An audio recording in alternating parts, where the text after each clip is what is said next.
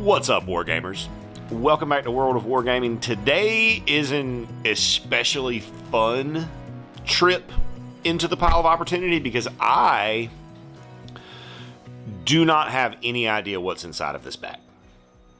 The reason for that is because I'm doing a collaboration with the Spruedude.com/BattleMapBazaar. We'll throw a discount code at the bottom of the screen. We'll put it in the description as well. And we're collabing to make some Last War content. So that's the weird World War I Forbidden Psalm game. So in this bag, he said, were some sprues for making warbands and kit bashing those up, as well as for doing a couple of monsters, I think he said. But I have no idea what's in here. So I'm really excited to dig into this.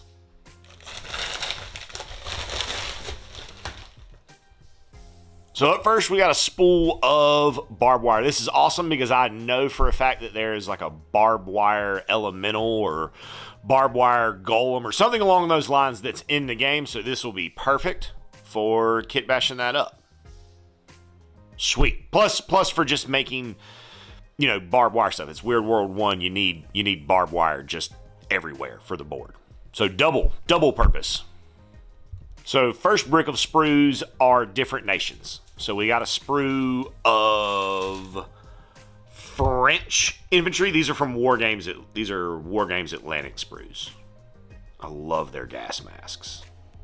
That's such a just cool look.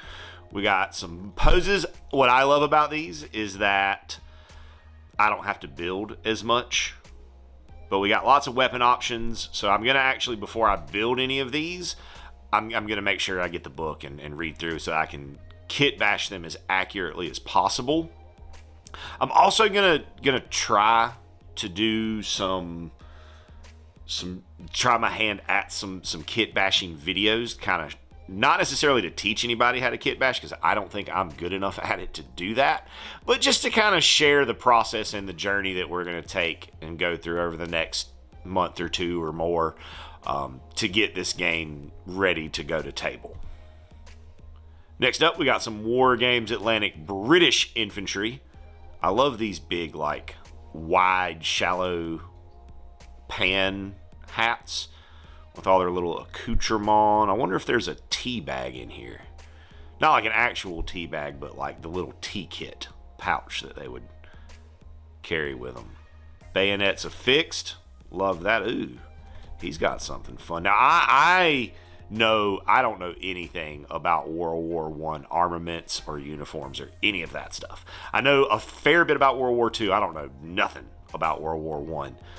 When I got to the appropriate age where grown men become interested in either smoking meats or a war, I was assigned World War II. But I'll learn, or I'll make it up as I go, since I'm not playing a historical game with them. I'm playing a weird history game with them. And that makes it better. And then we got like maybe some safari type hats, like they would have worn in African campaigns, and then just like is that a fireman's hat? This looks like a fireman's hat. I don't know that that's what it is, but that is 100% what it looks like. Then we got some late war Germans. Lots of interesting heads and helmets there. Germans had some of the coolest helmets. And then we got gas mask heads. Gotta have those. We got our inspiration for the Krieg. Our man with his excavation tool.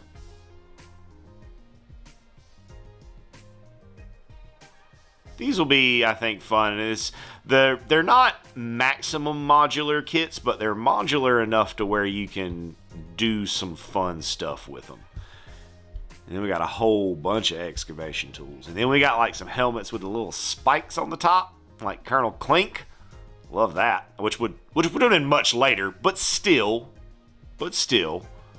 it's good stuff. And then we've got some Russians, which also have really, really cool hats because they've got the little ear flaps and stuff. I feel like their gas masks are maybe the most intimidating. I don't know why, but they feel more intense to me. But you got to have the gas masks.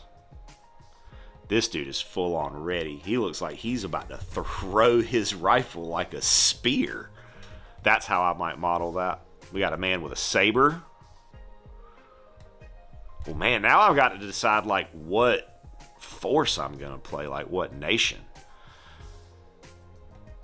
May even try to find someone to convince somebody, like, put 2 warbands together and convince someone else to play the game with me instead of playing the solo. But we'll see.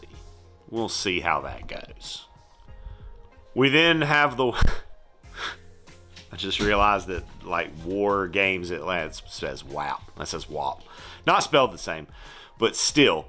Zombies. And these come with, like, military helmet zombies. And these are all going to be really good for Last War, but I'm actually maybe most excited about these heads right here, because these could make... I could just keep these heads, and they would make really good heads, I think, for Revenants, for Silver Bayonet. But lots of options and variety, so you can mix up, you know, have some good, I don't know, good, some German, some Russian, some just random people. This is a dope sprue. Next up, one of my favorite things in the entire world, some lizard men. I like that the War Games Atlantic models have a decent amount of detail, but they're not over. Oh, there's even ones with machine guns? Oh, get wrecked. That is freaking sweet. A few different head options. I'll probably lean more towards these head options, but oh, lizardmen with machine guns. That brings me extreme joy.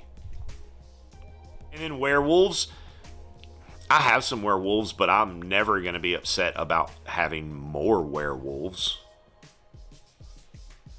All my werewolves are random sizes too. So this is, I like, ooh, look at all the heads.